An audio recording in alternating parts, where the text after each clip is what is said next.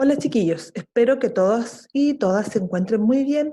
Les habla la profesora de matemáticas Marcela Torres. El siguiente video muestra la lección número 4 de matemáticas llamada clasificación de los números racionales. Esta lección es la continuación de la anterior, donde veíamos el conjunto de los números racionales, ¿cierto? Entendíamos de qué se trataba y cómo se leía. El objetivo de esta lección, ¿cierto? Bueno, hay dos objetivos. Uno es conocer, repasar el conjunto de los números racionales, cuyo símbolo es una Q, ¿cierto? Y además clasificarlos. Entonces, la clase pasada veíamos que los números en matemáticas se agrupaban mediante conjuntos.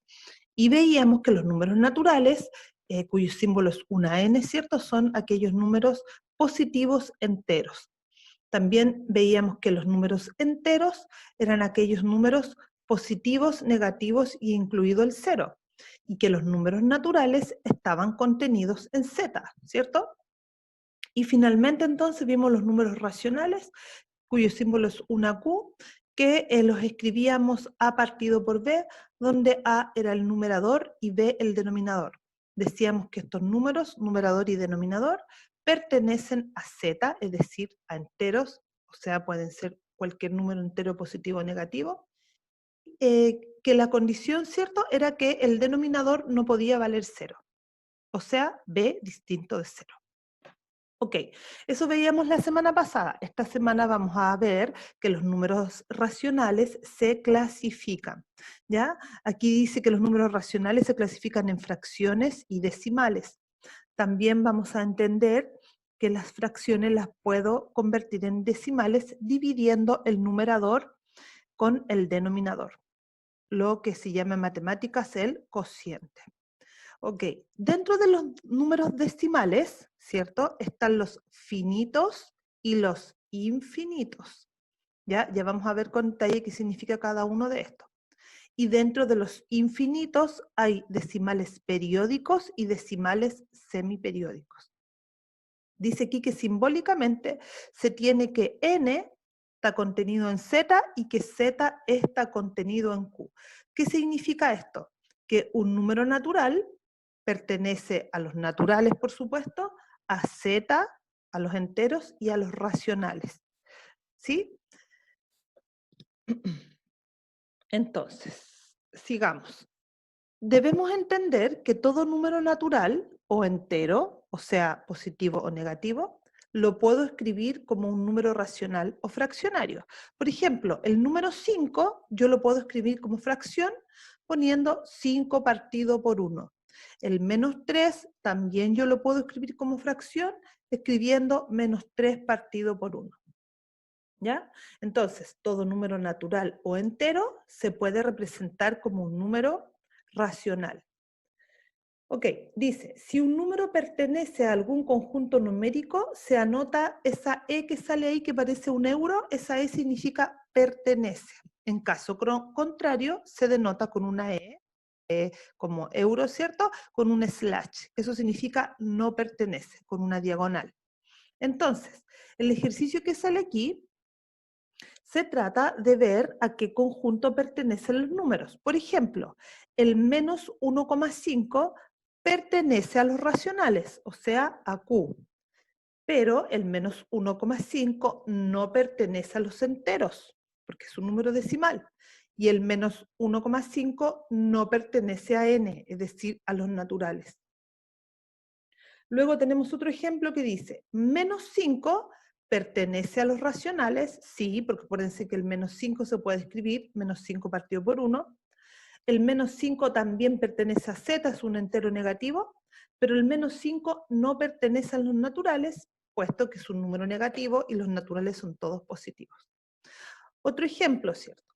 El 4 pertenece a los racionales, pertenece a los enteros y también pertenece a los naturales. Y ahí se ve un cuadro, ¿cierto?, donde se grafican estos ejemplos. Dice, a continuación reconocerás algunos conjuntos numéricos estudiados en años anteriores y formalizarás de manera simbólica el conjunto de los números racionales Q. Dice, un número decimal es un número no entero con una parte decimal. Podemos decir, por lo tanto, que un número decimal es aquel que tiene una parte entera y una parte decimal separadas por una coma o un punto. En las calculadoras, chiquillos, se usa, la coma es un punto, ya no hay que confundirse. Entonces, el número, por ejemplo, 12,875 tiene una parte entera que vale 12 y una parte decimal que es un 8, un 7 y un 5. En este caso, este número tiene una parte entera y 3 números decimales. Los decimales finitos son aquellos que provienen de fracciones que se pueden escribir como fracción decimal. Por ejemplo, 112 partido en 100.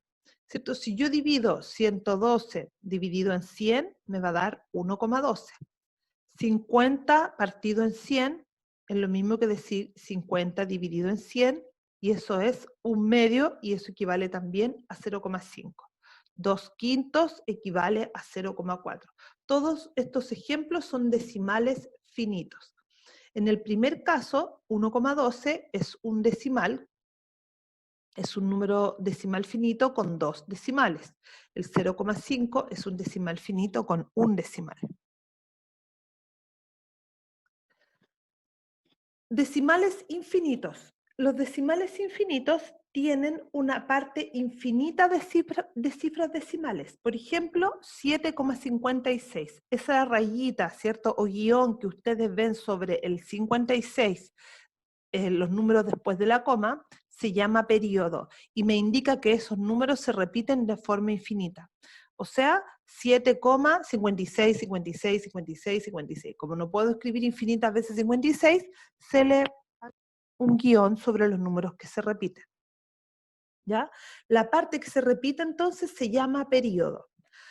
Y dentro de los decimales infinitos hay infinitos periódicos e infinitos semiperiódicos. ¿Cuáles son los infinitos periódicos? Son aquellos que su periodo comienza inmediatamente después de la coma. Por ejemplo, este número, 0,45. Todos los números después de la coma, es decir, el 4 y el 5, se repiten de manera infinita. O sea, 0,45, 45, 45, etc. En este caso, la parte entera es 0 y la parte decimal es 45, o 4 y 5, ¿cierto? Otro ejemplo que tenemos es 0,6, donde el 6 se repite de manera infinita y la llamamos el periodo. También, para finalizar, ¿cierto?, esta clasificación, tenemos los infinitos semiperiódicos. Es decir, tienen una parte decimal que se repite y otra que no se repite. La que no se repite se llama anteperiodo y la que se repite se llama periodo. Por ejemplo, el número 0,46. Si se dan cuenta, el guión o periodo o rayita, ¿cierto?, está solamente sobre el 6. Es decir, este número es 0,46666, etc. En este caso, la parte entera es un 0, el anteperiodo es un 4 y el periodo es 6. Periodo, entonces, son los números que se repiten de forma infinita. Otro ejemplo, 2,2352 y el periodo está sobre el número 52. En este caso, después de la coma, los números que no se repiten son el 2 y el 3, por lo tanto, estos son el anteperiodo, y los que se repiten son el 5 y el 2, y estos son el periodo. Y la parte entera es todo lo que está antes de la coma, que es un 2. Bueno, chiquillos, eso es el contenido de esta nueva guía. Prepárense, ¿cierto?, para las clases por Zoom. Traten de tener la guía a mano, ¿cierto?, o que la puedan ver, porque en la clase por Zoom vamos a resolver esta nueva guía. Muchos cariños a todos y nos vemos. Chao.